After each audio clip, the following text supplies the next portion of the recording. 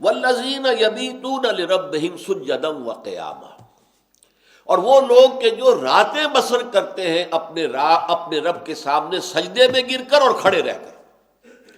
اب اس کو اصل میں دو اعتبارات سے سمجھیے کہ یہ جو معاملہ ہے، خاص طور پر جو ترتیب ہمارے منتخب نصاب کی ہے، کہ وہ جو دونوں مقامات تھے سورہ مومنون اور سورہ معارج کے، اس میں اقامت الصلاۃ کا ذکر ہے، دوام علی الصلاۃ، محافظت الصلاۃ، والذین هم علی صلاتهم دائمون والذین هم علی صلواتهم محافظون۔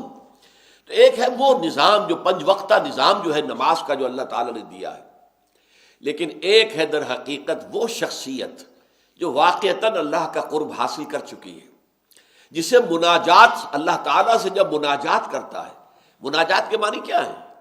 سرگوشی کرنا۔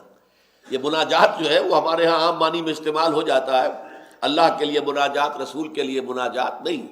مناجات یہ نجوا سے بنا ہے، نجوا سے باب مفاعلہ، آپس میں سرگوشیاں کرنا۔ اگر کسی انسان کو واقعتاً اس کی لذت نصیب ہو جائے تو پھر وہ رات کا وقت ہے اس کے لیے موزوں ترین۔ وہ رات کو سجدے کرتے ہیں، اللہ کے سامنے کھڑے رہتے ہیں، عبادت کرتے ہیں، اللہ سے گفتگو کرتے ہیں، اللہ سے مکالمہ اور مخاطبہ جو ہے وہ انہیں حاصل ہوتا ہے، الصلاۃ معراج المومنین کا درجہ حاصل ہوتا ہے۔ تو یہ ہے وہ تعمیر شدہ شخصیت کا معاملہ۔